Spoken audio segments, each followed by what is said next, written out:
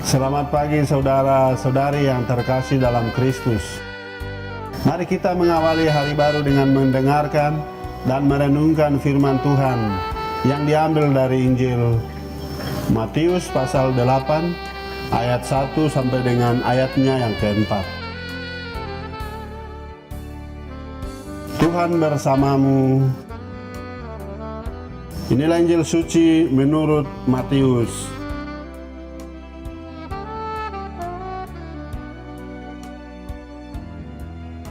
Setelah Yesus turun dari bukit, banyak orang berbondong-bondong mengikuti dia. Maka datanglah kepadanya seorang yang sakit kusta. Ia sujud menyembah Yesus dan berkata, "Tuan, jika Tuhan mau, Tuhan dapat menahirkan aku." Yesus lalu mengulurkan tangannya, menjamah orang itu dan berkata, "Aku mau, jadilah engkau tahir." Seketika itu juga tahirlah orang itu dari kustanya. Lalu Yesus berkata kepadanya, "Ingatlah, jangan engkau memberitahukan hal ini kepada siapapun. Tetapi pergilah, perlihatkanlah dirimu kepada imam, dan persembahkanlah persembahan yang diperintahkan Musa sebagai bukti bagi mereka." Demikianlah sabda Tuhan.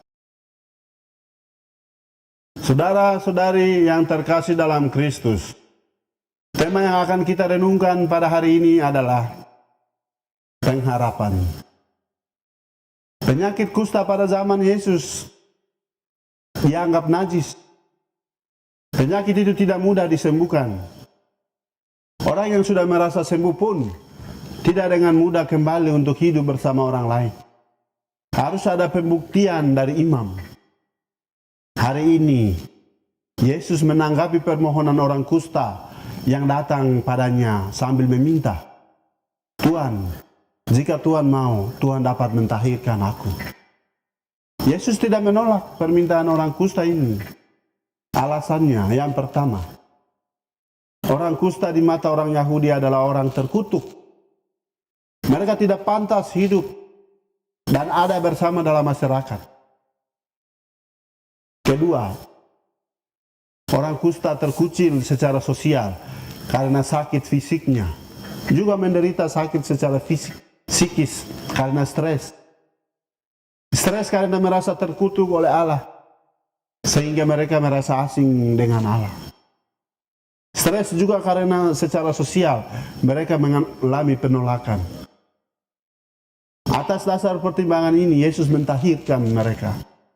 Di pintu hati Yesus ada undangan. "Datanglah kepadaku kamu yang berbeban berat dan letih lesu. Aku akan memberikan kelegaan bagimu." Saudara, sering kita bertemu berbagai masalah dalam hidup yang menghantui dan membuat kita hilang harapan.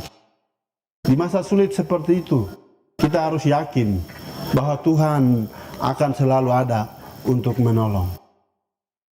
Tuhan selalu memantau pergerakan kita. Hanya kepadanya kita dapat menatap dengan penuh harapan.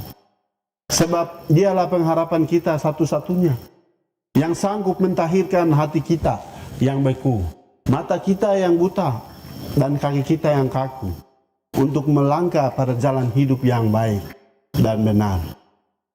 Semakin kita jauh dari Tuhan, semakin terperosoklah hidup kita. Semakin kita dekat pada Tuhan, segala jalan yang berliku akan kita lalui dengan sukacita. Amin. Marilah kita berdoa. Tuhan, pagi ini kembali kami naikkan syukur dalam doa dan permohonan. Terima kasih sudah menjaga kami saat tidur maupun bangun. Terima kasih untuk udara sejuk dan segar pagi ini. Tuhan, kami hendak beraktivitas. Kami mohon tuntunan dan pemeliharaan-Mu. Jauhkanlah kami dari yang jahat, dan berilah kami kekuatan dan kesehatan. Ajarilah kami untuk saling mengasihi dan mengampuni. Kami serahkan hari ini ke dalam tangan-Mu. Kristus terang dunia, berkatilah keluarga-keluarga kami. Jadikanlah kami alat kasih-Mu, dan pantaskanlah kami menjadi hamba-Mu yang setia. Amin. Tuhan bersamamu. Semoga keluarga kita, orang-orang yang kita kasihi dan doakan, seluruh aktivitas kita hari ini dilindungi, dibimbing, dan diberkati oleh Allah yang Maha Kuasa, Bapa dan Putra dan Roh Kudus. Amin.